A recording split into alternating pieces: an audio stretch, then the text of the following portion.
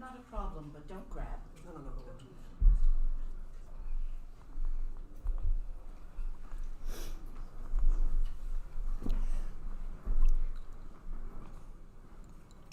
Please be comfortable.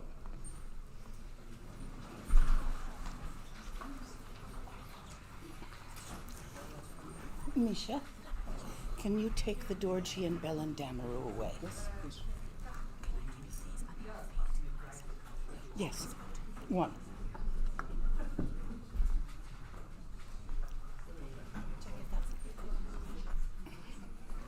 There's good.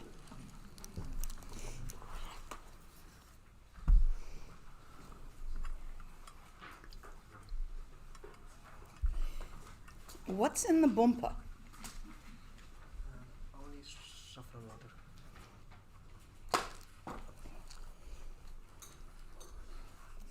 So just relax, go ahead, talk to each other, be comfortable.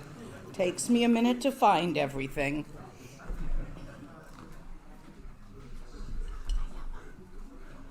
Oh, hi. We can also make a cappuccino if you would like to have. If you like. What's in the coffee? Filter and the milk, it half fruit milk and half fruit.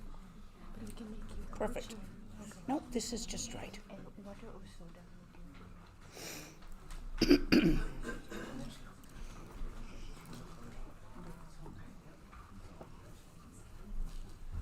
That's right.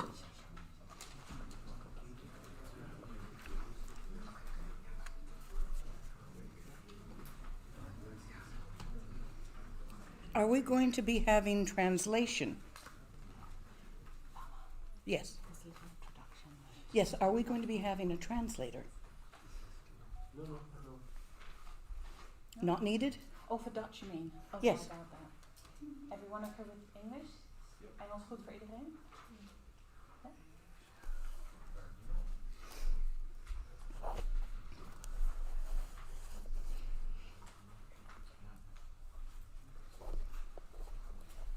Okay, time for a brief introduction. Go ahead. So welcome everybody. Thank you for joining us here. And welcome to Lama on your 5th visit to the Netherlands. Took us a bit longer than usual because of COVID. We're very happy to have you again. It's nice to be traveling again Good. and seeing people. Yeah.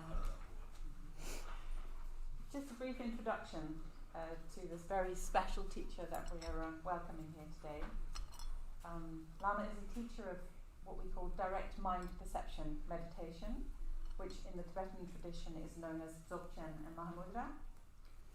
Lama is a lineage holder of several Tibetan traditions of Buddhism, and she studied with renowned teachers in each of these traditions ever since 1972. She spent 7 years in retreat in her cave in Dzogchen in the north of India, under guidance of her main teacher, her root guru, the late Venerable Lama Wangdo Rinpoche, and spent many years travelling with him as his assistant and translator, and gradually moved on to teaching upon his request and that of her other teachers as well as students. Lama's been a travelling and much beloved teacher for many years now, and she's particularly loved, I think, for her very special personal way of teaching, which is on the one hand very faithful to tradition, on the other hand delightfully full of humour, and very precise and very clear at the same time. And if you're not already familiar with it, I think you will come to love and enjoy it, like a lot of us already do. In addition to that, Lama is actually also a qualified doctor in Chinese medicine and ran her own practice in this for many years in the San Francisco Bay Area. And that is the area where she still spends part of her time living nowadays, and the rest of her time is spent traveling, as well as helping out the local communities in the north of India when she stays at her cave. And that's both by teaching spiritually, by sponsoring, by organising sponsorships, and also by providing much needed medical assistance. So Lama is someone who contributes a lot to everyone's happiness, and we're really delighted to have her here today. And today the teaching, as you all probably know, will be about Patrul Rinpoche's commentary on the 3 words of Garab Dorje. And before we start, there's just a few brief practical things I'd like to mention. With the first 2, I'm going to need some help because I've just barged in here with Lama and I have no idea. But just, I've been asked to indicate like exits. Obviously, that is one exit. But are there any specific other exits we need to know about in case of emergencies that I can indicate to people? You can leave the window there. Oh yes, indeed. And Yes. then push away the green curtain, and then you can run out directly to the street. We hope not to be needing this. It's always good to know. Thank you very much. Anyone who can, sorry? All the windows can wide open. Excellent. So no issues there. Anyone who can enlighten us on where the toilets are? Again, I've had no chance to look at this, but just so everyone knows, does everyone know already where the toilets can be found? On the 2nd floor. Okay, so that's when we leave here. Go check. Okay. Have to check. Okay. Yes, you are. He said in the car, like, I hope there's a room available somewhere. Okay. So, 2nd floor. Can I help you because we are the owner of this place? Maybe Perfect. These were the only 2 practical things that I didn't know myself, that I knew I needed to mention, but I wouldn't have time to check because I came with the Lama. One other thing is that there is a lounge near the entrance where you came in. But if you want to rest during lunch, maybe you can sit there. Excellent. Could everyone hear that? Perfect. Thank you. No, the rest is just another few like brief practical points. One, obviously COVID related. We'll do our best to ventilate in between sessions. We obviously count on you to act responsibly. So if you do have any symptoms that could potentially be worrying, please have a test and don't join us if you're really not entirely sure. I hope we can all carry that responsibility together, and that will all leave this place healthy as we've all come. About if when question time arrives, there will be a microphone that I've been told will be passing the microphone on to those people who have questions. This is what I've been told, but have you been told so as well? Just double checking. Is that same one? Yeah. Okay. No, there's another one? There is one microphone. Okay. I have So a mic with a long. I'm not sure it's necessary. I mean, if there isn't a mic, let's then just say, like, modify the brief. As and when people have questions and Lama indicates that you can ask your question, please speak up. If necessary, stand up and project your voice so that not only Lama but everyone else can hear you, so we know and we can all learn from your question. Okay. The other thing is, Lama's asking us all for tomorrow. So tomorrow the program ends around lunchtime. A little bit after lunchtime, we'll then all be leaving again. But towards the end, Lama wants to hold a small tsok, which is like a little offering ritual, Tibetan style. And it basically entails that everyone is requested to bring something to eat or drink or both, whatever you like, to share with everybody. And we'll just be putting everything together and be, doing the prayers together. There'll be copies of the prayers and bless the food and then be sharing that together. Please also make sure you bring your own bowl and mug or cup or whatever you want to bring so that you've got something to drink and eat from. Okay? That would be wonderful. I'd like to add something here. Try to bring finger food. Soup is going to be way messy. Casseroles might be too. Try to bring things people can eat with their hands. Little snackly things. Just for ease. It's much more the idea of sharing together with all the archetypes and enlightened beings than it is specifically supposed to be a big lunch. You're welcome to bring wine or beer. You're welcome to bring soda. Food that can be eaten without being terribly messy. And that's what I wanted to add. Perfect. Just logistics and practicals. Excellent. I think you will all have found flyers on your seats when you got here. Perfect. Apart from the information about how to find the right website if you're looking for information about Lama or if you want to contact her, it will probably also say Lama is a teacher who doesn't ask for any payment for her teachings. Instead, she receives voluntary donations, dana, and the way this works here is that I've been told at reception, please correct me if this is different in the end, but I've been briefed that at reception there is a box. No. Well, no, sorry, but let me finish. Oh, okay. In which we can make... You can't make offerings to me in a box. Yes, no, sorry. In which we can make contributions to Lama's travel expenses. And aside from that, at the end of the event, we will each be able to offer maybe a little envelope with a kata to Lama personally as a donation to her. Yeah. So yes. I'm trying to. The box is for you contributing to having the hall, the travel, all the logistics. If you wish to make dana to me, and it's not required because dharma is never bought and sold, not in my lineage. Other lineages may do things their own way. Then that has to be sort of person to person. It's a relationship, a give and take. I want to see your eyes. I don't want to see what you're giving me. I want to see your eyes. It's different. It's a Tibetan thing. Keep going. Yeah, no, that's great. Just one final thing. As well, a lot of you will know that unfortunately for Ben and Selena, who have organised this all wonderfully, are not able to be here because they're having to quarantine because of COVID. The COVID test came out positive yesterday. I don't know, this is not being streamed yet, right? Is it? It is me. If it is, in that case, I just want to say thank you so much to both of you for organising this so wonderfully, and we're so sorry you can't be here physically, but I know you are here remotely, and I hope you'll be really well really soon. In their absence, those of you already in direct contact with them remotely via WhatsApp, if you have important questions, you can obviously still ask them to them.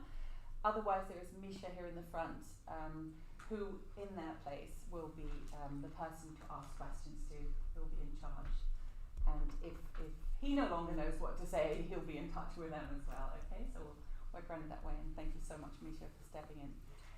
And that's all. All that remains for me to say is to wish you a very fruitful and inspiring and wonderful time with Lama Lena, and for you, Lama, as well, to enjoy teaching us. Thank you so much for doing the preamble. Thank you. My pleasure. And sorry for giving you a hard time with it. Oh, I no, do that that's to everybody. fine. I enjoyed it. I know you a little. I need 2 volunteers. 1, 2. Okay, I am going to make some spirit offerings to the land spirits around here. I have 2 plates. I'm going to set it up and bless them. And then I'd like, when I go like this, for you to come up, each one take a plate. Go in opposite directions out of the building to where there is some plants. Out there would work. I see shadow of a tree out there, so there must be something out there. Toss the contents of the plate and glass up into the air towards where you think the land spirits might be. Hold on to the plate, the napkin, and the glass. Don't throw those. Just the contents. And then bring back the plate, napkin, and glass and set it down somewhere at reception or in the back, or probably even with Misha, who may have brought them. Who brought these? Okay, where do you want them? Well, you're from here, right? We have a labyrinth outside. Yeah, the classes and the plates themselves. Oh no, awesome. In the kitchen, right? Yes. In the kitchen, it's over there in the end of the corridor. So my volunteers, those just get set in the kitchen.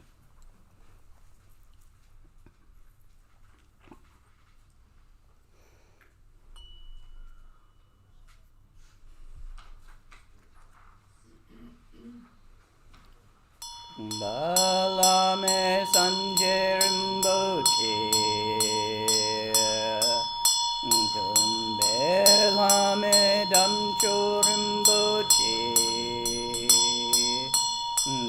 Balame Gedun Rinpoche, Yamne Kunchok Sumla Chopa.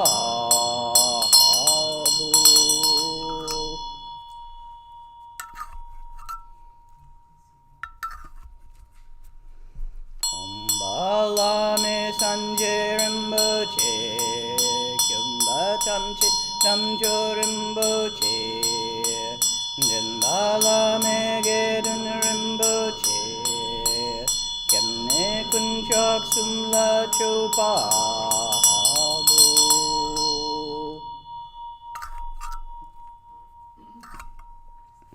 Kumbala Sanje Rinpoche, Kumbala Damcho Rinpoche, Kumbala Gedun Rinpoche, Yamne Kunchok Sumla Choma.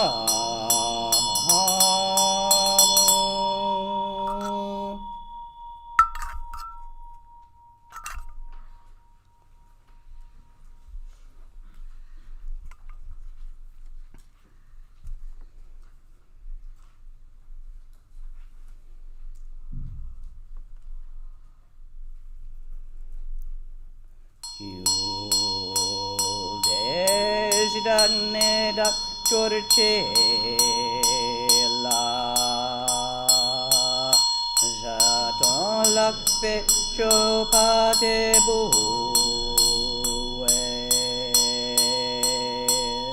now your panas tang drupa dang sanje tenpe ye pe chin le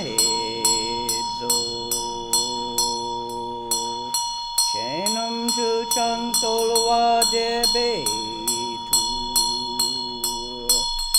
dak so kang du ne pe sap so su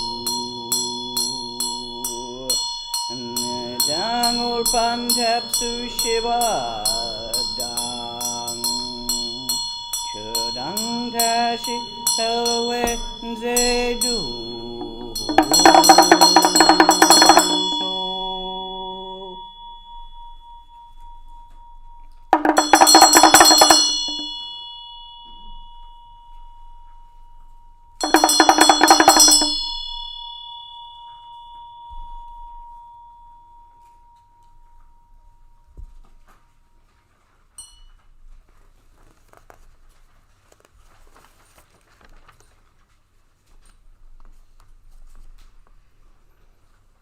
Chuku kundo zong mo gomboy Dorje sampa Garab Dorje dang Shere singe bardu shin labde Dedam abzan tata tusum chi Dzogchen jupe lama la solo deb Agim bema june la solo deb Dorje chang chitalo narodang Marpa mila gampo tsatsapa Na pupadang paldan drupa sok Kargula manamla solo deb Ochen lama namla solo deb Druchen lama namla solo deb Kaginwari lama namla solo deb Shakya lama namla solo deb Nyandu dayundrun lama namla solo deb Pal kondu zhongdang yerme pa Gun Garab Dorje jintrak pa Jeti dang nisume pai Palamanam chitintir chong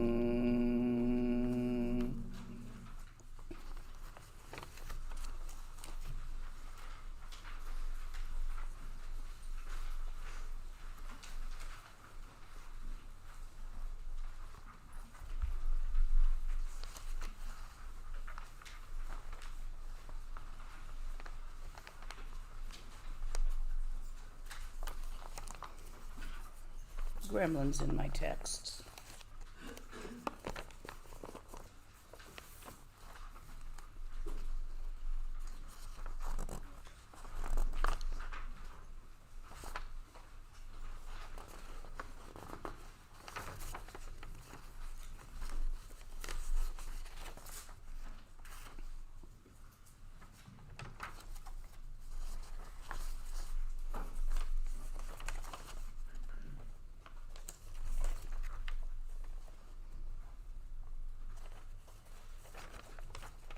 Okay, now the pages are in order.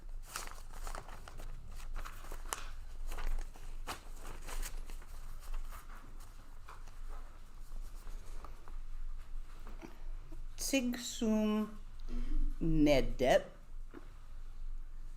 Tsig is either word or phrase. If you look at how Tibetan is written, there's no separation between the words. There are dots between the syllables, and there are lines at the end of phrases.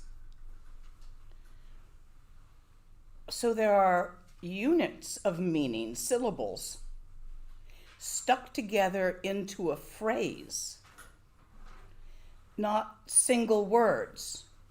When we translate to English, we take particles of a phrase and translate it to English as a word, because in English we do have words. We leave spaces between them. Not in Tibetan. So when we translate tsig as word, we're not quite getting it. When we translate it as phrase, we're a little closer to the meaning. So tsig, phrase, sum, 3, that's easy to translate, it's the number 3. Ne is the root particle, the syllable, referring to the heart, the center, the heart of the matter. Deb is to strike, to thump. So the 3 phrases that strike the heart is really your most accurate translation. Those 3 phrases are as following for note takers who want to write them down just as they are. To recognize your own true nature is the first vital point.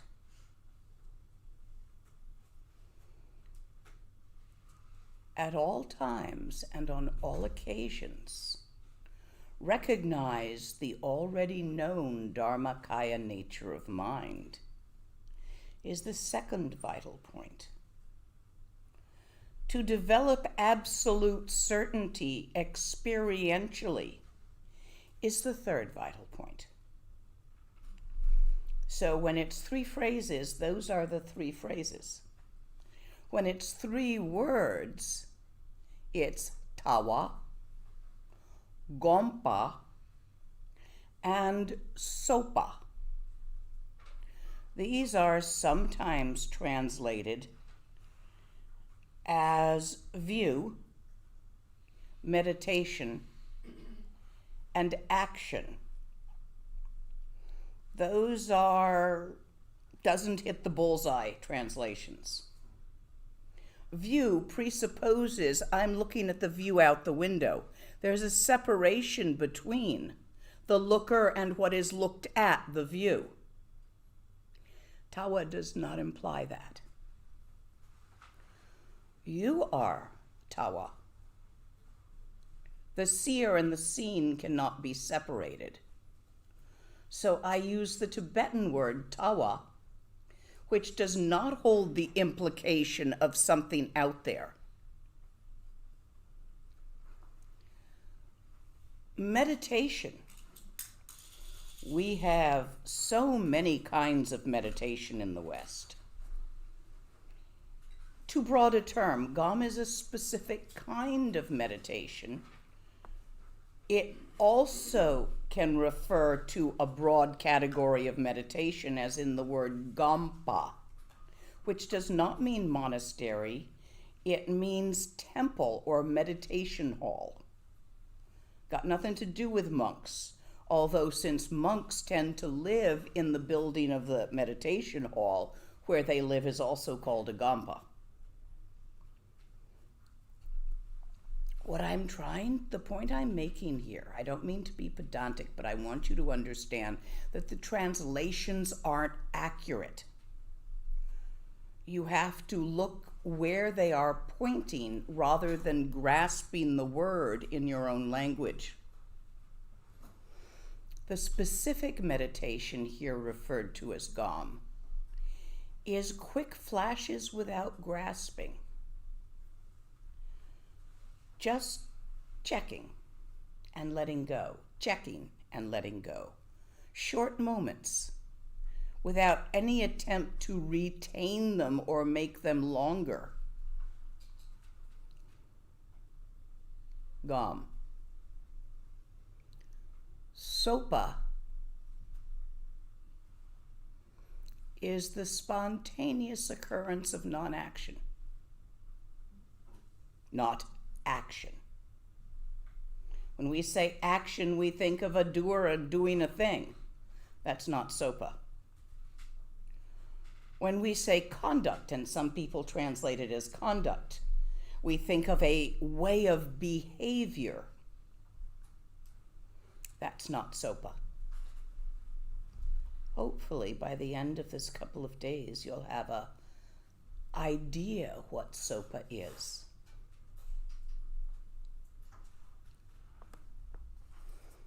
And that was just the title.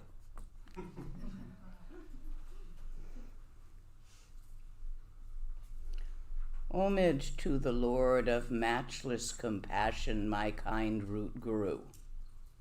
Here is a brief explanation of the way to practice the key points of Tawa, Gompa, and Sopa.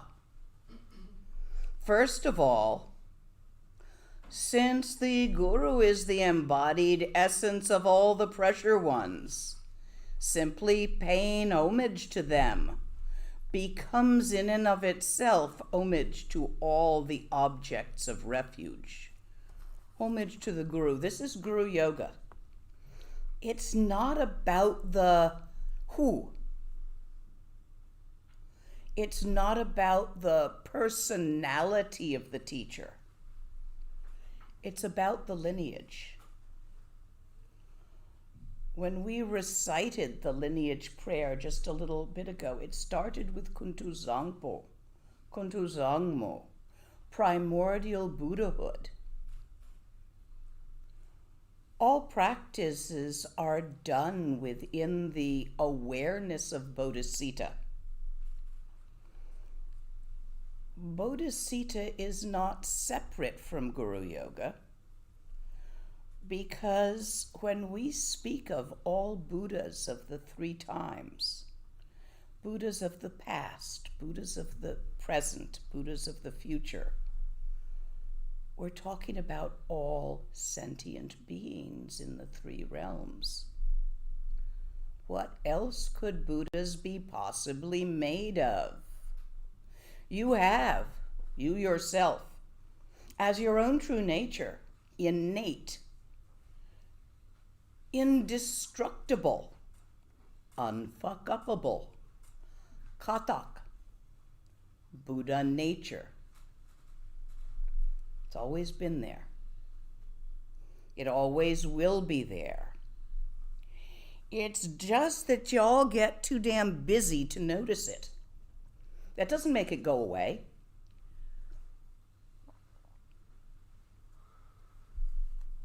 It just distracts you from noticing it. That Buddha nature of all sentient beings, which each and every one of which, including y'all, will recognize in the fullness of infinite time. That is Kuntu Zangpo, Kuntu Zangmo. That is what manifests as lineage. And it is lineage in which teachings occur. So Guru Yoga is the root of this. Because your own innate Buddha nature is in there as that, not separate from that. It's only busyness that keeps it from being completely apparent.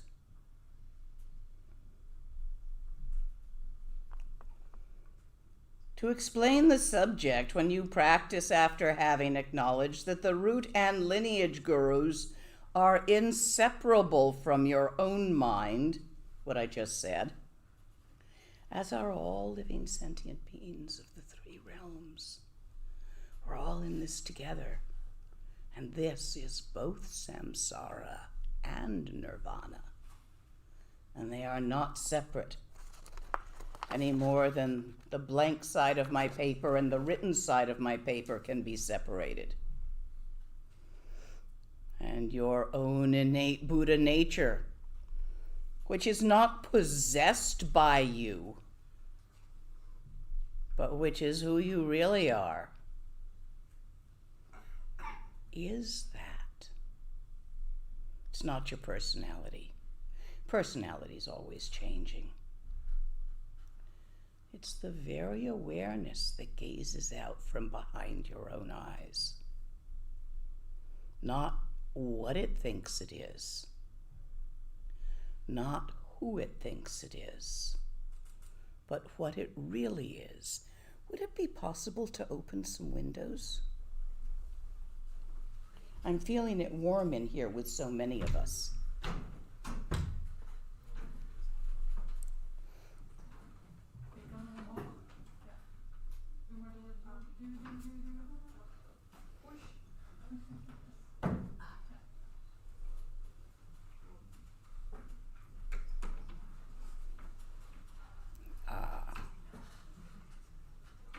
That does help. Ventilation, good.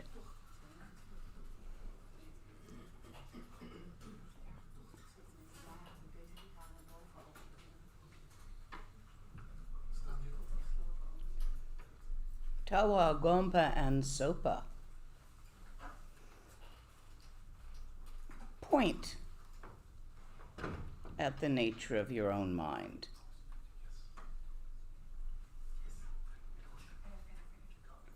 Within the great expanse of Buddha nature, the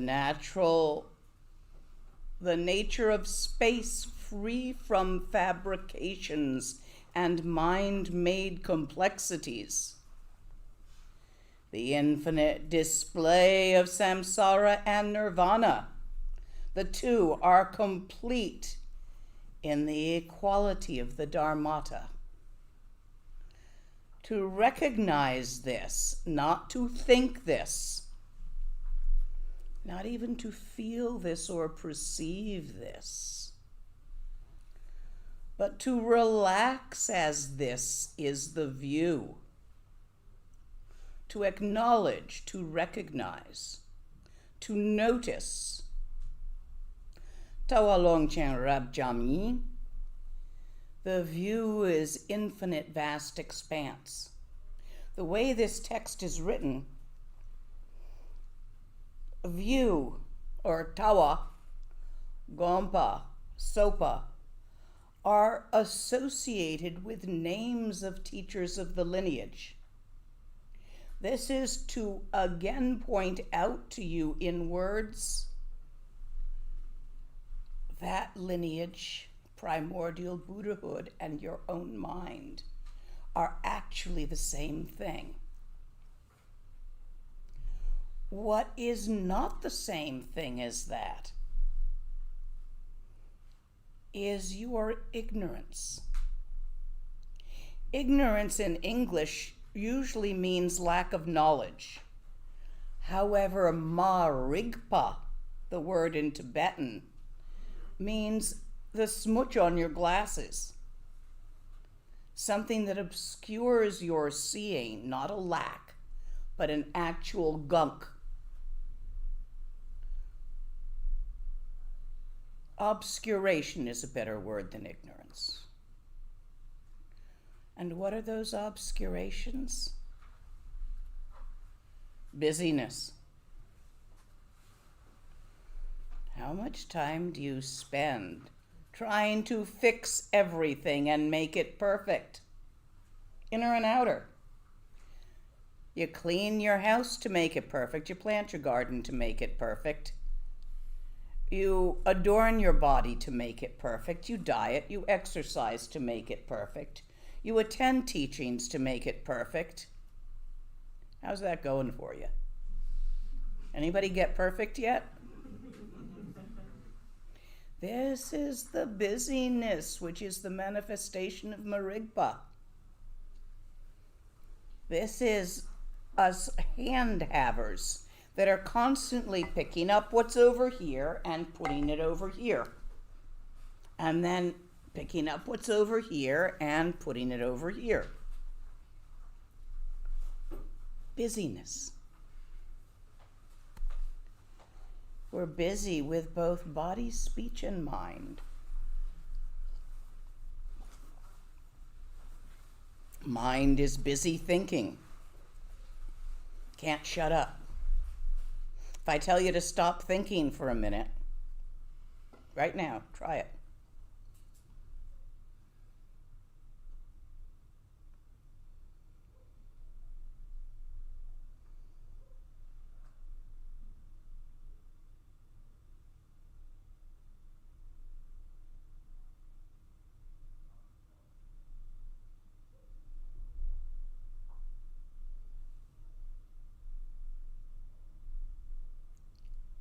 So easy, is it? Speech is always talking, constant conversation, even when there is no need to communicate a fact.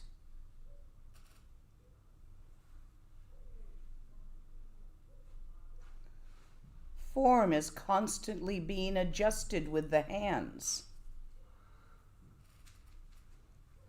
to make it more convenient, more perfect, prettier, cleaner, more harmonious, all those nice adjectives. I highly recommend once a day, you all just stop for a few minutes.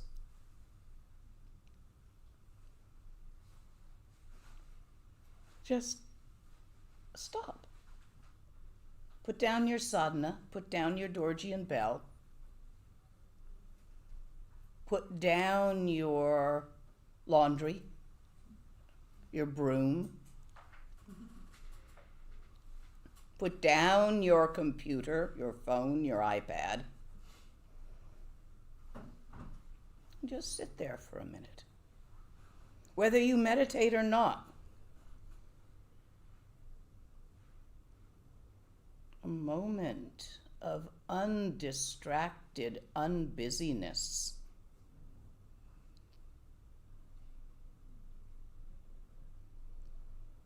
Peels your Buddha nature.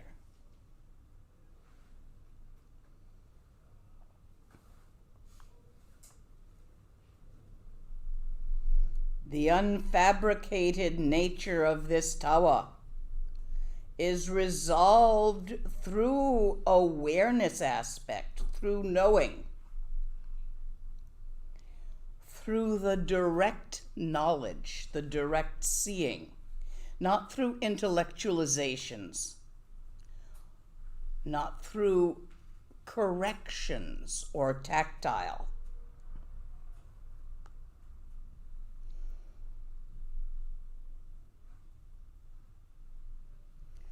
When you rest for a moment without doing anything at all,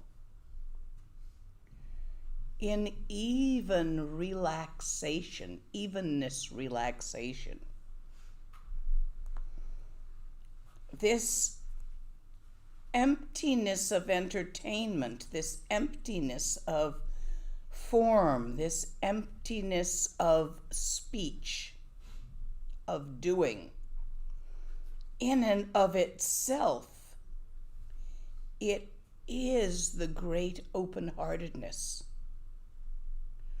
For the divisions we make between friend and enemy, lover and hater, those are made of thoughts, feelings, sensations. When we do not create such, we can allow our hopes and fears about others to unravel and accept infinite sentient beings as they are. And that's the beginning of open-minded, open-heartedness. It's not the compassion that wants to save everyone by your definition of saved. It's not that damn thing they used to call the white man's burden to civilize all the darkies. Don't ever let it get near that. Don't be dragging little old ladies across the street who don't want to go to the other side of it. Bodhicitta is not rescuer complex. It's not hero complex. It's not trying to help everyone become more like you.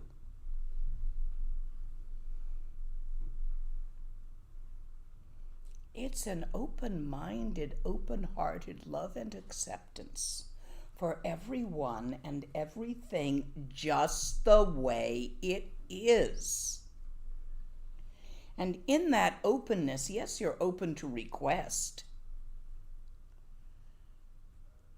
but you're not pushing your agenda. Be very careful of the old-fashioned missionary take within your culture's overlay on Bodhicitta. It's done more harm than it's done good. Yeah, they built hospitals, good. They also brought diseases, bad. And screwed up a few cultures.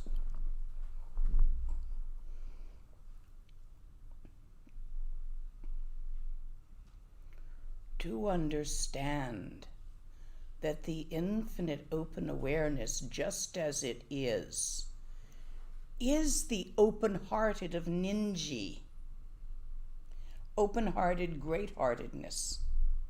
That's the Tibetan word for Bodhicitta. There's no pity in there.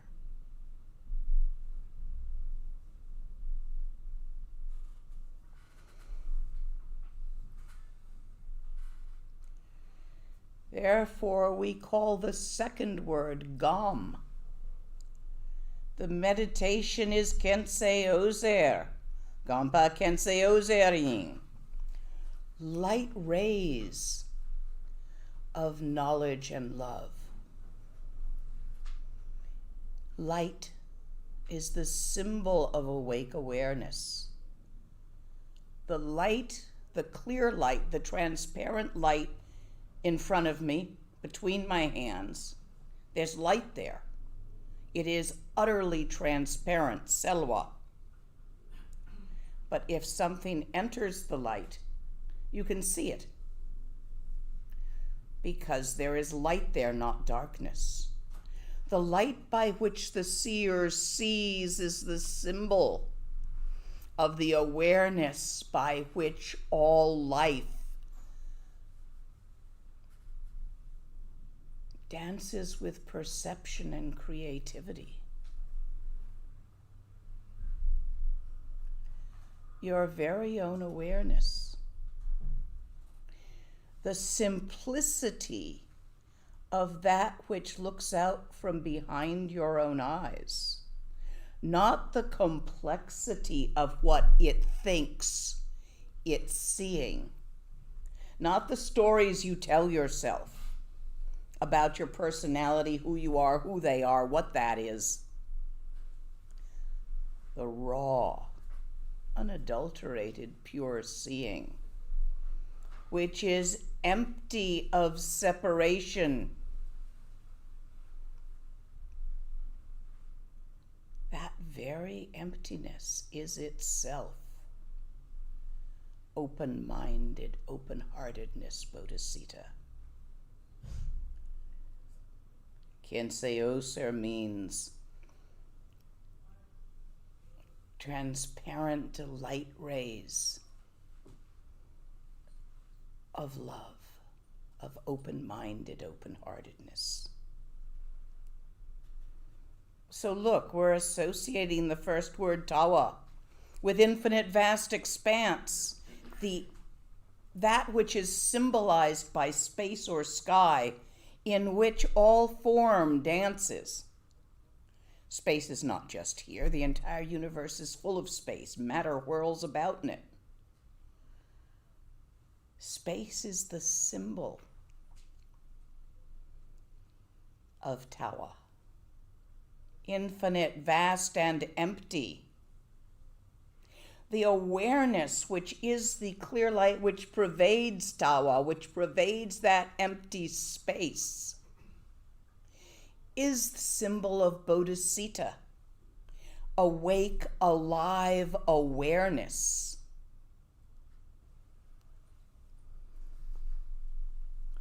Sopa Gyalwe Nyuguing.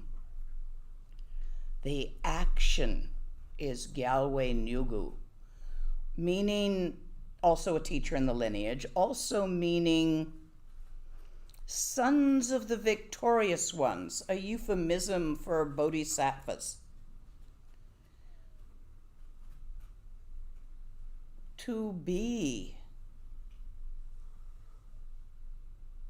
in, at all times, the utter relaxation of phenomena,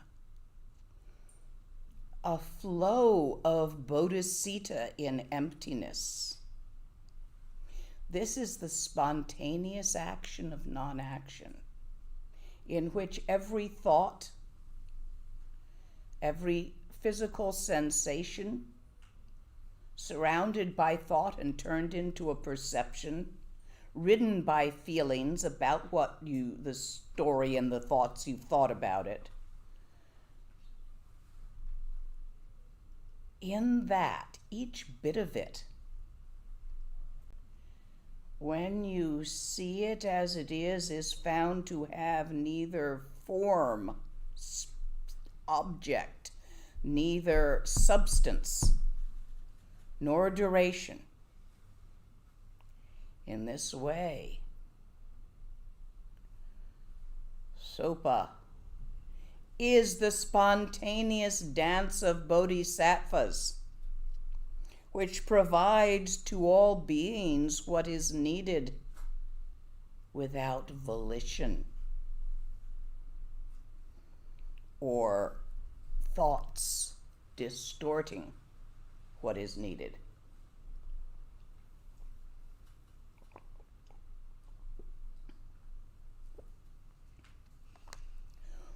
For one who practices like this,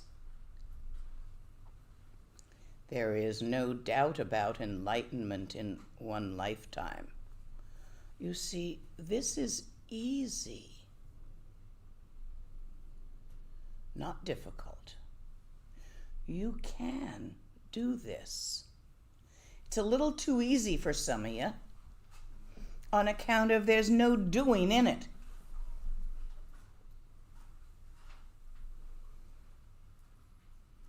In the beginning instructions of how to do the not done, it's broken down into teachings of body, speech, and mind. You see, your thoughts ride the chi in your channels. So as such, when the chi in your channels squeaks, your thoughts will become loud and distracting, and they will distract you from your innate Buddha nature. So it's going to be easier to see your Buddha nature when the chi in your channels isn't squeaking. One of the easiest ways is to align your channels so they're in a straight line.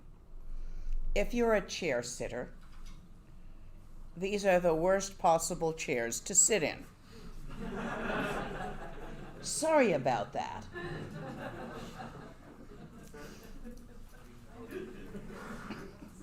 But if you are a chair sitter, see if you can align your body in what would be an ergonomic office chair position so that your thighs are perpendicular, parallel to the floor. Your calves are straight up and down. Your feet are flat on the floor. Your back is straight up and down with your weight not really on your ass, but on right. Will be paying attention to what's over there. You can't look over there without noticing and paying attention to that interesting painting. Your attention follows the gaze of your eyeballs. This gives us a tool. Now, many of you will find this easier with your glasses off, but the decision is up to you. Some people prefer to leave them on. Place your gaze at a point 2 meters in front of your nose. Grip on internal and external objects. Internal would be thoughts and feelings. External would be sensory sensations, which give the impression of stuff.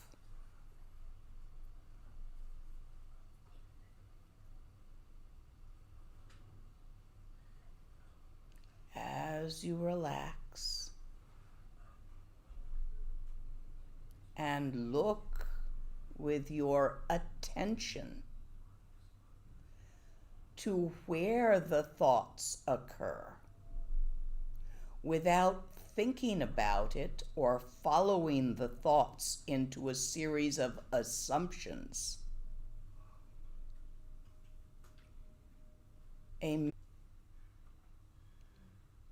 This vitality that or not thinking in a given moment, you're still there. That there-ness is your awareness. When it is not tightly fixated on an object, it is open.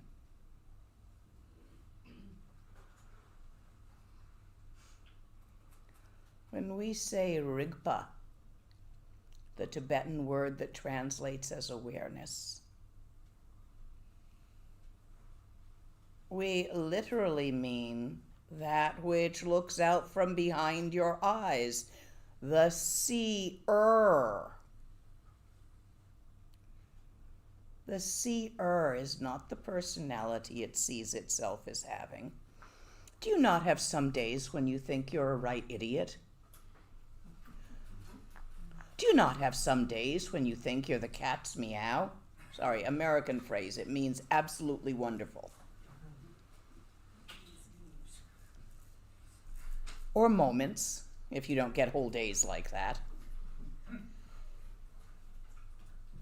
Those are just what your thoughts are thinking, not who you really are.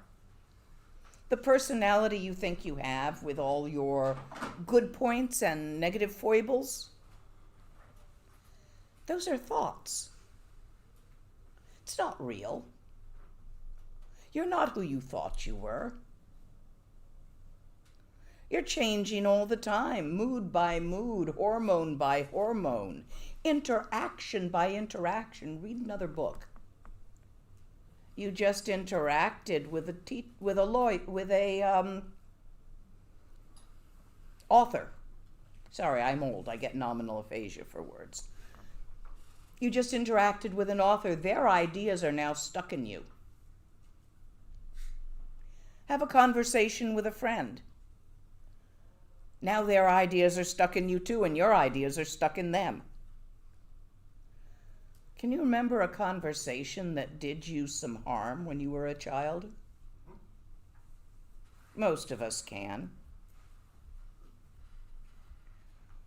Well, that's not who you really are. That's just some thoughts you borrowed from somebody else, got stuck in your personality.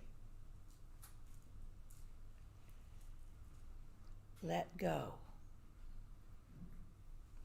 look past the personality you're wearing in any given moment. Look to see who you really are. You're not your thoughts. You're not your feelings. You're not your sensory perceptions.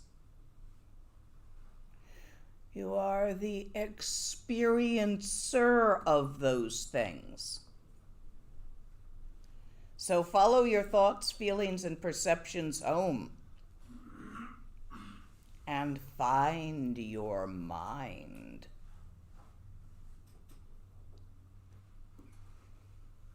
And you will find all Buddhas of the 4 times looking right back at you.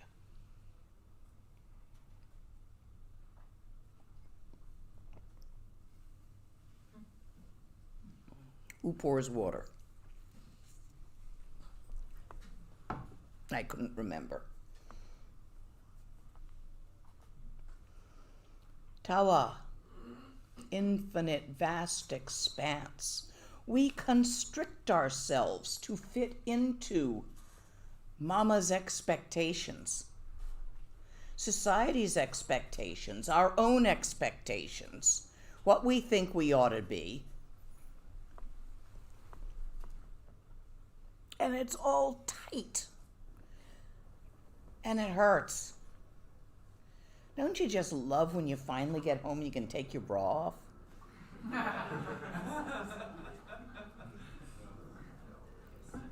Yeah, I know, some of you got lucky and don't have to wear one.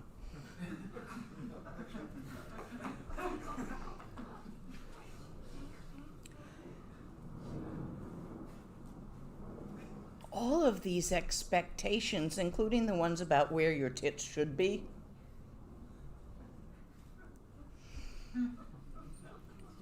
it's all a constriction. Look past everything you've been told, everything you've read, every rumor you've heard. Look past the moving and rest in the stillness. To hit the vital point with the 3 phrases. By the means of pointing out, sure, there's lots of philosophical ways of doing it. There's also tantric ways of doing it by symbol. Here, in this text, it is the vanishing point of mind that is shown. This is the practice lineage. When the waves of confused thinking are frothing, when you're thinking a lot and loudly to yourself, you can't see it. You can't see mind. You're too busy, too distracted by the dance of thoughts and what you think and how it might be and where it is. So you have to let that settle. Or at least slow down a bit. In order to do that, let your mind rest loosely. Relax. That can be hard to do. For those of you who have been practicing Dzogchen for a long time, the outer body Rushen teaches you how to do that. But it's not a first practice you do. So right now, what do you do to relax? Not what do you do to find frisson. There's a difference. Frisson is where, how do people do that? Sometimes there's certain sounds. Sometimes there's certain visuals, like watching a fish tank.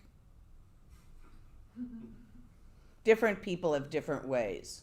Sometimes people think they're relaxing by watching pornography.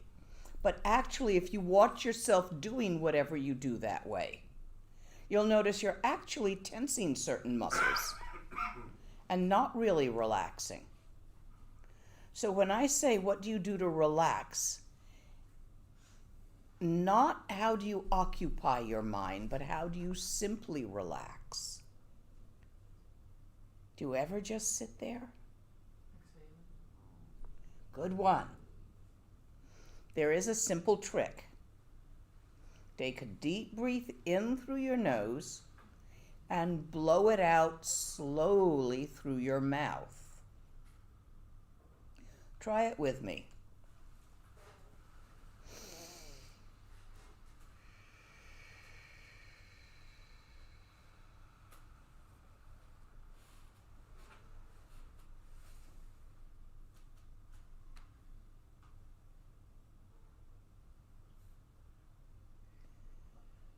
Feel that? That settles the chi in your channels. Remember, thoughts ride the chi.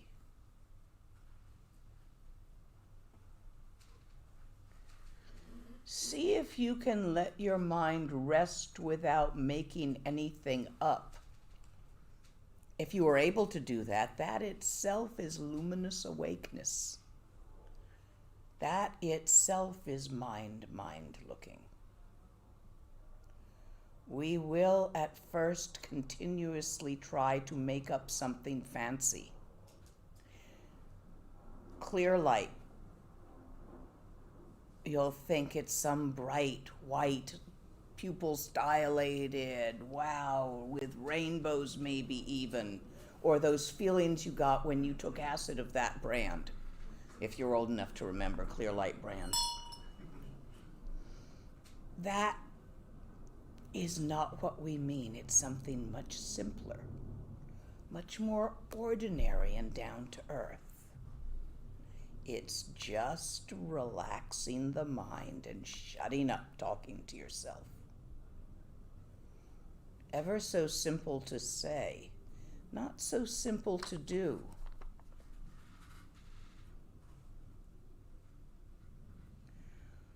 You have to understand, though, that enlightenment cannot be done or attained or obtained by a method. You will never be good enough to achieve such a thing. It is your natural state. It is right there when you stop refusing to look. It always has been. You don't have to grab it. You don't have to make it. You don't have to achieve it. You just have to stop distracting yourself from it. That's harder than it looks. We are habituated from infinite lifetimes to a life of distraction, of not looking at mind with mind, but of looking at everything else. Your friends, your family, your house, your projects, your work, your this, your that, the other thing. Continuously. We do that.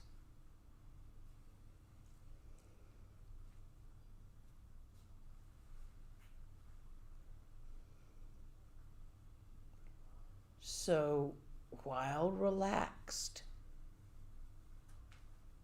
what I just showed you, teachings of the body align the channels.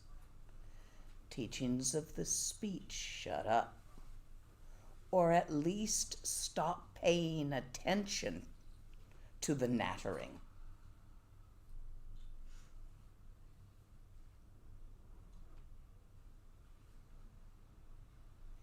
If thoughts occur, do not follow them with your attention.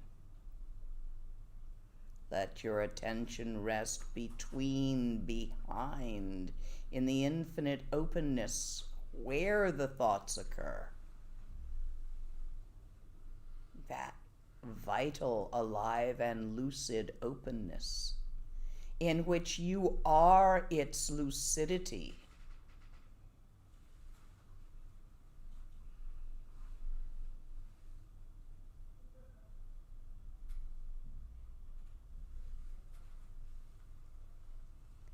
And if, after again and again resting here, you feel as open awareness in open awareness, pop it. Pet. Anything you achieve by doing this, put it back. Anything you get, put it back. It is a natural state beyond all achievement and progress that we seek. It's always been there, it always will be. You can't lose it, you can't gain it. So if you do get something like bliss, and clear light, pop it with the magic seed syllable pet. Pop it suddenly, pop it sharply, pop it fiercely, while you rest in the achieved state, with your attention open in awareness in the achieved state. Pop the achieved state. What's hiding behind it?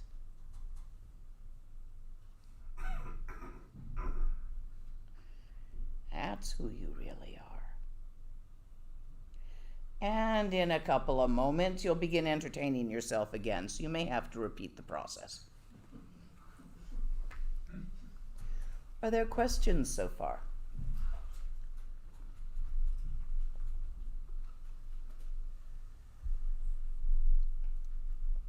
Is this shyness or yes?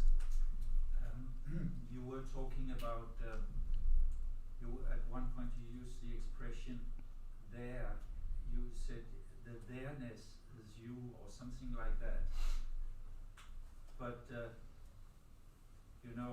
isn't, when you're really there, there's no there. Yep. However, I am speaking a language. A language is like pointing with a finger, Yes. except pointing with words. Yes. So you can see me pointing at a bell. Why doesn't my finger ring?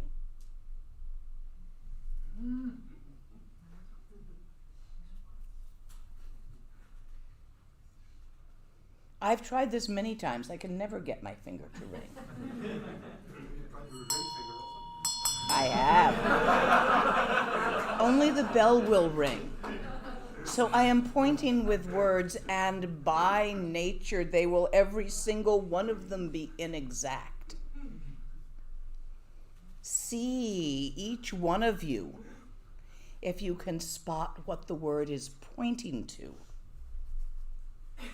There is no there to that there where. I believe that's a quote from Saraha somewhere in his Doha. Does this answer your question, or is there more? Yeah, keep going. Yes. Also, you talk about shouting "pe" to kind of scatter the whenever you feel you have achieved something or meditative states and so on. If you are, for instance, in a hotel room with people staying near. Oh, then you can't do it. No, is there a way? My question is there a way of doing the same thing without shouting? For instance, if you are in an apartment with somebody close by. Yes. Yeah. In the Kargyu Mahamudra lineage, they use a slightly different way. You still need to use your voice, but you can do it quietly with your voice. What you do is you imagine your root guru. That is whosoever has effectively the first time shown you the nature of mind in such a way that you glimpsed it. So you imagine them and you start saying words and talking to them, praying to them. You can use traditional words like softly singing the prayer Karmapa if you're following Kargyu, or you can do the 7-line prayer to Guru Rinpoche, or you can do any of the calling the Guru from afar prayers that are traditional, or you can use your own words. But you have to use your speech chakra for this to work.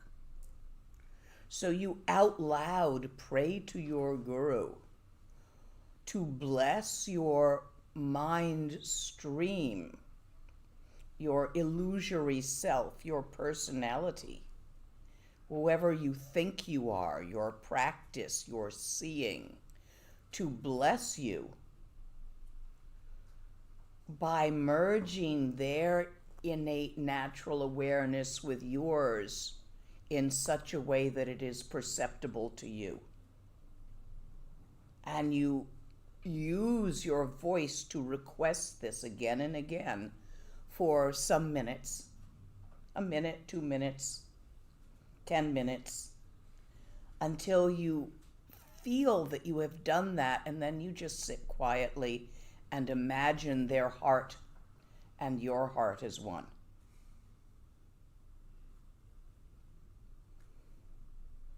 Understanding that your root teacher who showed you the nature of mind for the first time in such a way that you actually glimpsed it is Kuntuzangpo Kuntuzangmo, a manifestation of that through lineage.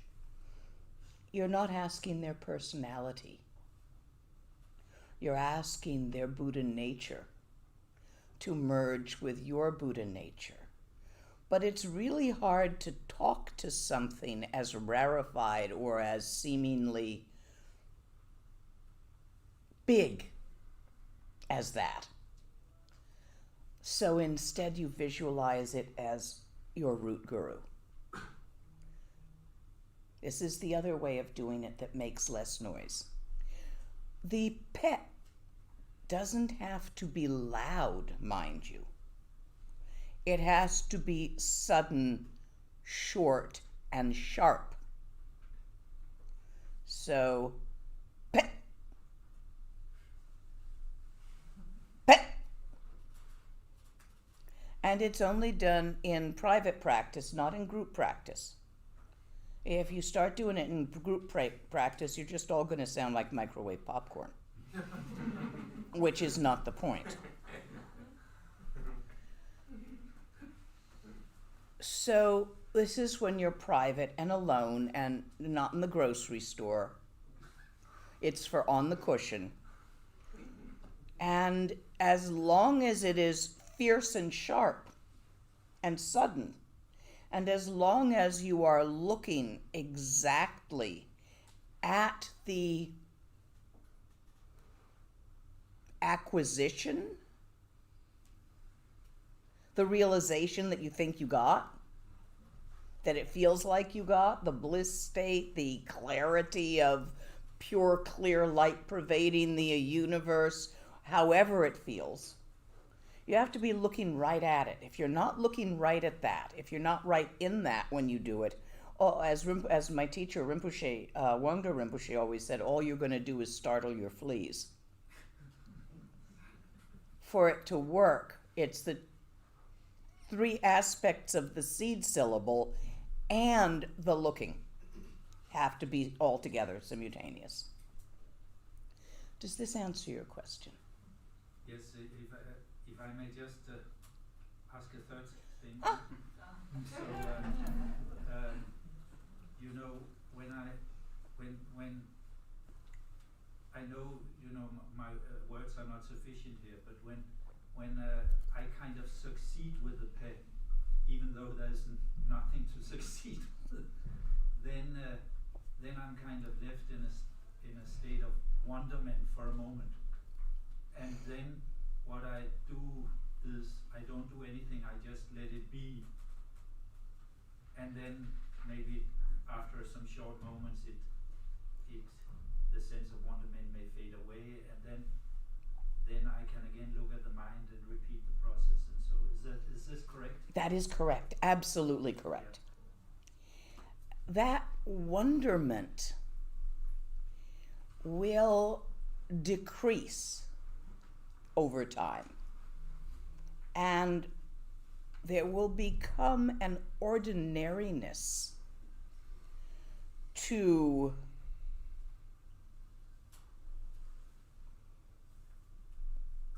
what that wonderment is about. That's hetewa,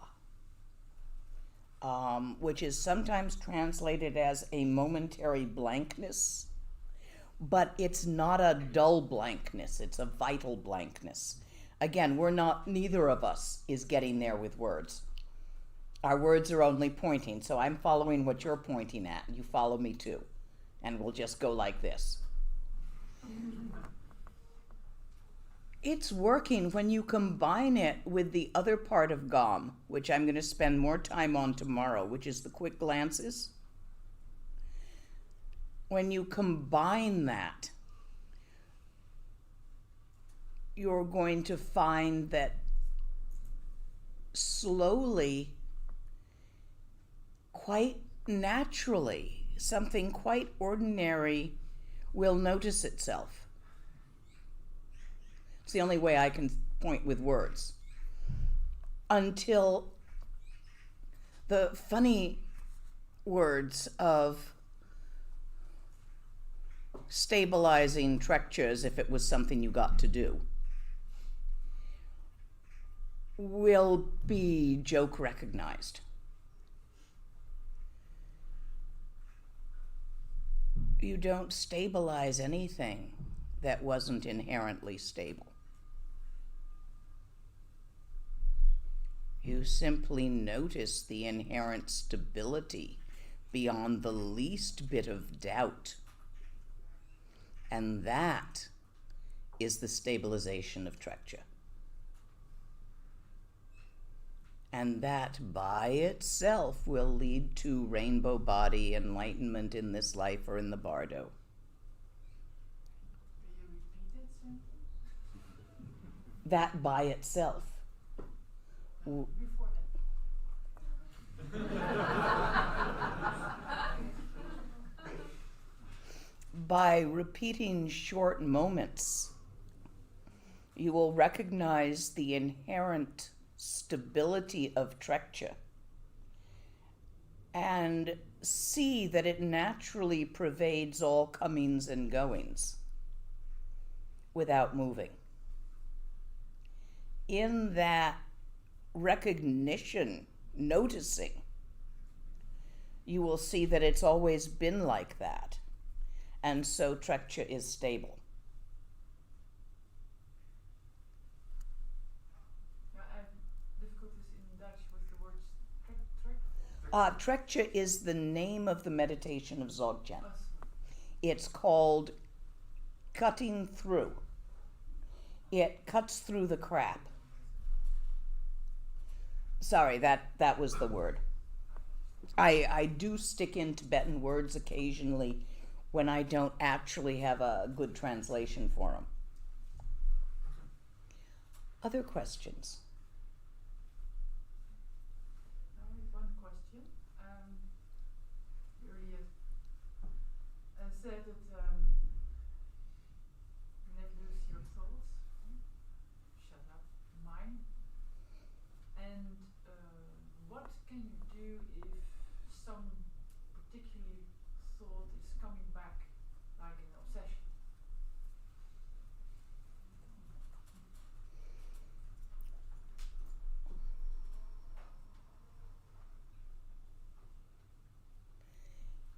It would depend on what that obsession is. If it is easily solved, such as I'm hungry, I'm hungry, I'm hungry, go eat something and try again. If it is not easily solved, such as an obsession about an ex-husband or wife that keeps coming back, that there's no solution to it, you're just still pissed off, I would suggest, if it's not allowing you to settle, that you see if you can use another technique to release that, such as Vadrasatfa, or Vadrasatfa is probably the best on that. Vadrasatfa is a tantric method. Sometimes when direct meditation is not currently working for someone, we add in a little tantra because it helps. It's barbecue with coals and cook outdoors. You know, there's a lighter fluid, an accelerant that helps get the fire started. So you can use tantra that way. So there is a method called Vadrasatfa that is really good if you've got a particular hang-up stuck. Whatever it might be doesn't matter. But so that you're obsessed with it and the thoughts keep coming back and it's bothering you and bothering you. And through certain ceremony and visualization, you go through the motion of washing it out again and again. I don't have time here to teach the whole process, but I believe I have taught it clearly and it is available on YouTube, should you wish to give it a try. Find that. Go to YouTube, Google Lama Lena. It's on my website, that one? Okay. There's a link on my website to find it in YouTube because I put a lot of stuff out there. So that would be my suggestion if something's stuck. It's a good unstick it method. In certain lineages, before teaching this, they insist you do a whole bunch of tantric practices to prepare yourself to make this possible. In my lineage, we give the highest teaching first. And if you can do it, great, we didn't waste any time. And if you can't do it, well, those other things are still available, and it just took an hour to find out you couldn't. So that's a difference. You'll see some teachers who will not teach Dzogchen before Nundro. It's called Nundro, that different practices that prepare you. And other teachers like myself that are quite happy to teach it before Nundro. I have taught Nundro. I have people doing Nundro who felt that that was what they wanted to do. But I don't make them do it. Does that give you an answer? However, just doesn't mean it always will as an obsession. So you can give this a couple of days try before you decide you're going to have to hit it with a tantra first. Don't assume you can't too easy. I saw a hand back here. Yes. That was me. Hi, my name is Elena. I did Nundro video. And while you were talking about these practices, I have a question which is a little bit off topic, so I apologize about that. But I feel like I want to do Kurukula practice video after completing my Nundro when this time comes, because I feel like I have this early conditioning that the girls have to be nice and not angry and have to make everybody comfortable and forget about yourself. So I gotta kind of like feel like maybe doing Kurukula will help me with this learned pattern that I have from the very early age. Why Kurukuli? Why not Purba? Because I didn't think about it. What did you say, Kurba? Purba. Dorje Purba. Can you please tell me something about it? I have never heard about that one. Oh, yeah. Got it. Vajrakilya. Yes. I just think in Tibetan sometimes. I think that might be possibly more suitable for that problem. Let's try it. It's the next one I'm going to be teaching. Purba. When I get back from all my travels. I haven't pulled the text together yet, and I have to get us all the wongs and, get everything lined up with the sadhana like I did for Kurukuli. So that's a bit of a process, but I would like to do that one for people next, because I don't want people to have only one choice of yidams.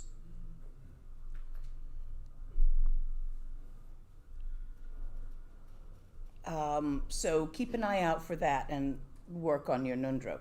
Some people turn out, after having received Dzogchen teachings, to feel like what they want to practice more is Tantra. Fine, great. You don't lose them once you've done this. Not if you glance at your mind once a day. And I'll give it to you again if you do lose it, because you were busy doing something else like Tantra. No problem. Does that answer your question? Yes, thank you so much. I can see a place you could have a trips over it using Kurukuli as your yidam. That's something easy to make a misunderstanding of.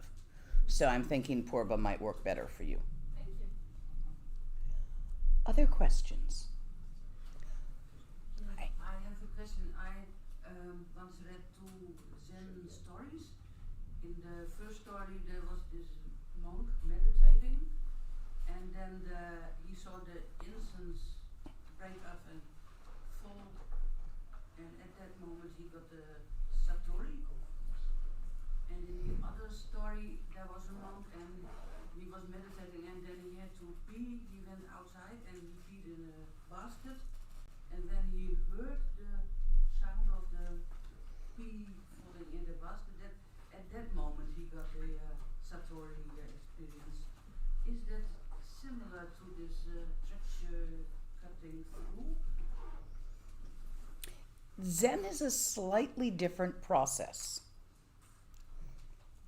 In Zen, you sit there facing nothing at all, a white wall, day upon day upon day for hours. Eventually, you use up your thoughts. It's all reruns. You get so bored with them, you stop looking at them, and you look through them. Usually, one ripens through this process so that the moment you look past phenomena, which is called satori, can happen from any particular occurrence. So the method of how you get there is different. Where you get to is the same thing, which isn't a there. And it's not new. It's a stripping away of the obscurations that keep you from recognizing the totality of your own nature. Kuntu Zangpo, Kuntu Zangmo, through lineage and, no, not those words. Primordial Buddha nature pervading the 4 times. 4 times? Past, present, future, and imaginary times. That's a simple way of thinking of it. 4th time is also said to be beyond time, as is imagination.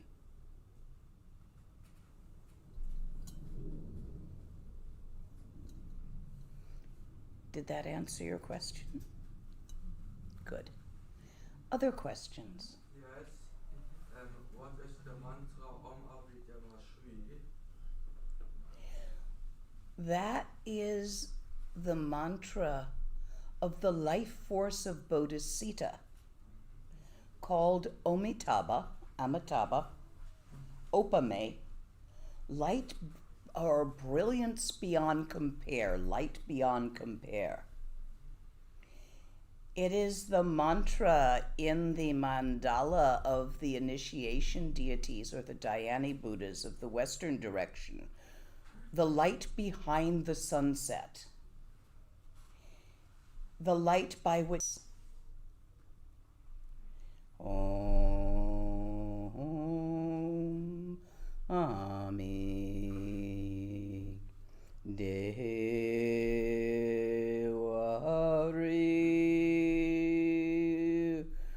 Om Ami Devari.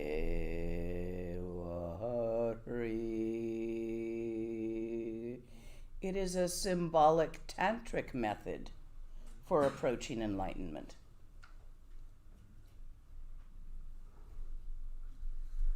Thank you.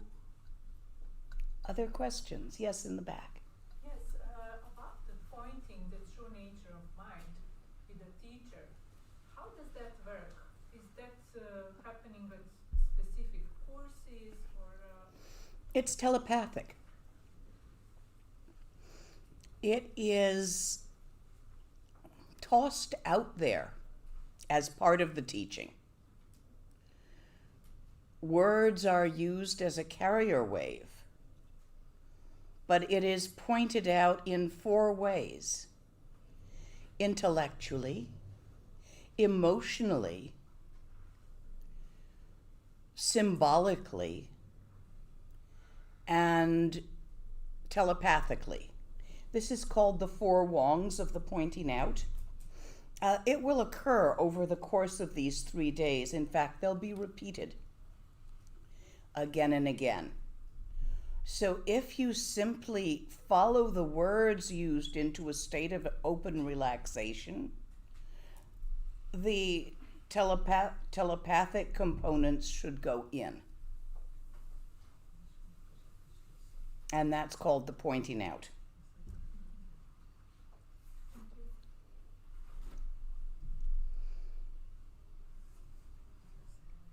Other questions?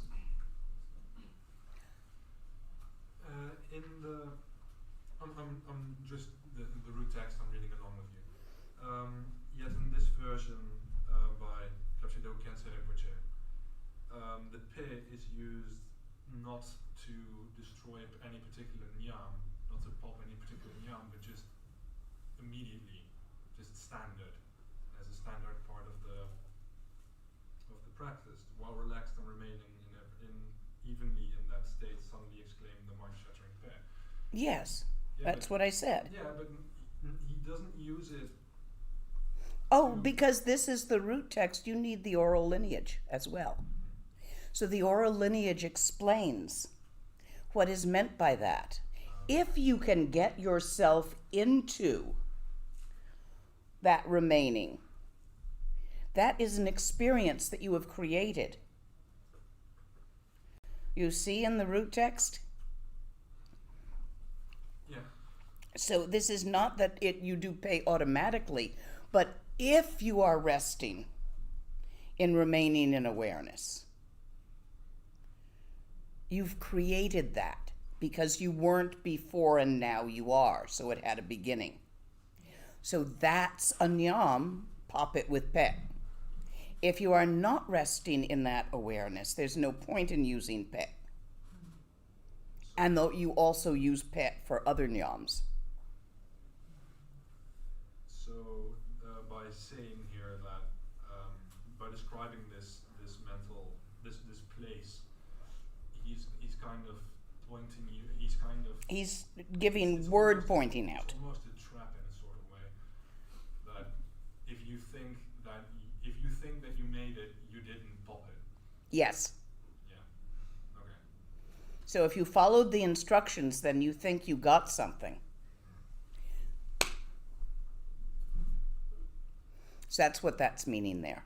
And then in the oral instructions, it goes on to talk more about the other circumstances where you can use pith. But pretty much it's like if you got anything that you didn't have before, pop it. Yeah, I was confused by the wording, but then I get it. Tibetan is written folded. Teaching a text is called unfolding it. So it's kind of like an origami. You have to be used to the way they say things in order to be able to know how to unfold one of those. So when you read enough texts in the original, you get used to it, and then it's a little bit easier to really see how they use words traditionally. Keep reading. Anyone else? We are not a very questioning bunch. Yes, you can go second again. You know, when I do the trekchö practice, then also before when you were talking, you know, there's a sense then that everything becomes dreamlike. I suppose that's also a yarn that has to be scattered in a sense. Yes. If you're doing it on the cushion, there is a retreat, a text called Being at Ease with Illusion by Longchen Rabjan. If you're doing that practice, no, don't pop it. You're using that sensation to lead to other things. But that you require teachings on. You can't just do the text. The text itself does not explain things very well. So that would be an exception to this rule. I see. However, if you're working with this practice and the practice in this text, Tsegsumnadet, 3 words that strike the heart, then use pet on any experience that arises. You want to get past that to the natural state. So you strip it again and again. Just as a mountain stream, as it in the high mountains, as it bounces from rock to rock, becomes more pure and more aerated and better. So in the same way, popping your practice clarifies it, aerates it. That was an analogy. Don't try to extend it to everything. Yes, dear. I'm sitting here listening to these teachings for, I think, the 3rd time I heard them. Yeah, you've been at it quite a number of times. I noticed about myself, but I notice it here also. I'm a smartass and I get jaded. Yes, that happens to Westerners. And it expresses, of course, some level of not appreciating it enough. But also there's an obstacle there where I sort of think, oh yeah, I know about this. I already thought the word Hedema before you said the word Hedema. Yeah, which is why with Westerners, you have to, if you need to teach them something they've already had, you need to sandwich it in between a couple of new things, or they won't eat it. It's not so much the not eating it. What I'm noticing in myself is just that the whole jaded thing, this whole smart ass thing, is just. Get it with Beth. Standing on my own, hitting. I find that I do it on purpose. And then I don't. We like to protect ourselves from enlightenment. Mm-hmm. Yeah. This is your method. Don't fight it. Don't thwap at it. See if you can just relax and leave it be. Your smart-ass comments that come up inside your mind, let them. Don't fight it. Don't constrict around it. Don't try to make it stop happening. Don't try to grab it and justify its happening. Try to let go of everything as it arises, including that, your jadedness. Allow it, permit it to be a sensation. It's no different than a bliss nyam. You can hit it with pet if you're alone, or you can just let go and look past it if you're in a situation like this where pit would not be an appropriate thing to use.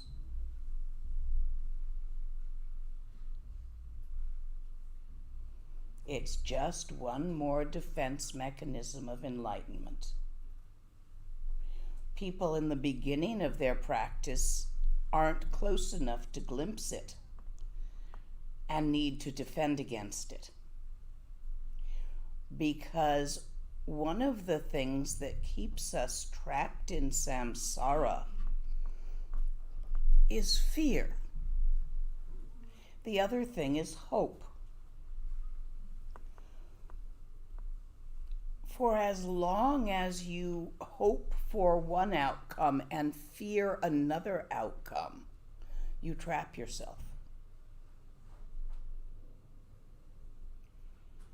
We fear enlightenment as much as we hope for it.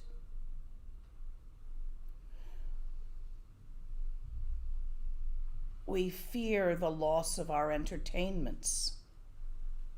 We fear loss. And we suspect that there might be a loss involved because we are fearful sentient beings. We hope for new entertainments. You have been entertaining yourself since beginningless time. That is a long time. You are quite attached to it. We all are. I am quite attached to it. When I say you, I don't make me an exception. I know that feeling. Yeah, no, I want to go read a book and have a beer. I also like my attachments. And so you dance with them. You dance with your hopes and fears, Mara's sons and daughters, in whatever flavor you are experiencing them in a given moment, by not reifying them. How do you not reify them? You don't grab and you don't shove. So let that jadedness be as it is. Do you see what I'm talking about here? Don't fight it. Now that you're mentioning entertainment, I'm doing trekchö for a while and get something glimpses that keep also being longer periods of time, and it's not fancy what I No, it's not. and doing, for example, Vadrasatfa, it's much more fancy. It is all these mantras and these visualizations and body stuff. It's just much more fun to do. I just see something we can Yes, it is. relate to. So just, That's okay. yeah. It is important, since Tantra goes there also. Tantra simply goes through your subconscious instead of your conscious. So any conscious resistance is a moot point because it's going to sneak right by it. Any practice is effective. All practices go all the way. You do the one you like. Otherwise, you won't do it. If you don't love Dzogchen and trekchö, you're not going to just sit there. You're going to go do something. If you don't love Tantra, you're not going to do the accumulations and the thises and the that's and learn the mudras and everything else. You have to do the practice you like, not the one you don't like, at any given moment in time. Now, there's also perseverance. Once you start a practice, it is good to complete the practice. So, what I just said, don't follow it to an extreme. Balance it with perseverance. Because some days you're not going to feel like practicing.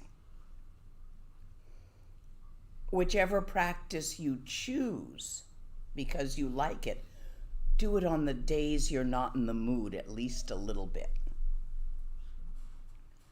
That maintains the continuity. Did this answer your question? Yes. We have a question from the live stream. Yes. Yeah. So, is a glimpse or glance at the nature of mind some sort of experience, although not visible, perceived, or thought? So, what is the nature of this noticing the nature of mind? I'm going to tell you about that this afternoon, because that will take too long. Will you ask me that very question again when we get back from lunch? I want to spend quite a while on it. And I think it's time for lunch, is it not? Don't want to make you guys have to sit here hungry.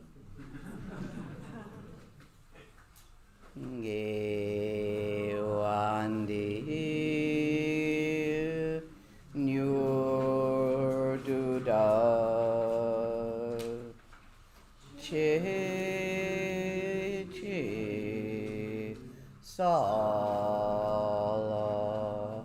go parshu. More this afternoon.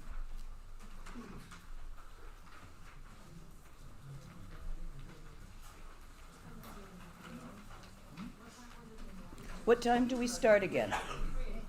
3. So you have a nice long lunch and a chance to practice. Hi, sweetie. I just want to remind you I have all the sponsorship stuff with me whenever you want to do it. Okay? At the end of this afternoon, I want you to remind me. I will.